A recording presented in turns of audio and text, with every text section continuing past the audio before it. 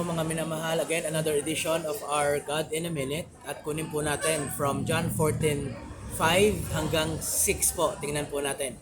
And Thomas said to him, Lord, we do not know where you are going. So how we know the way?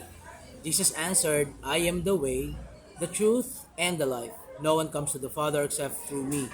If you really know me, you will know my Father as well.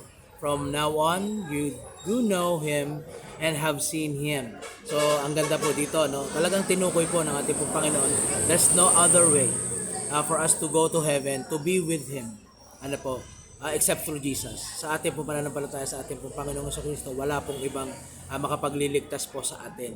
Ano po? If you wanted our life to be with the Lord, ano po? There's only one way, Jesus. So, lagi nga sinasabi, balik lang tayo. Ano po? Thank you and susunod po na edition po ng God in a Minute.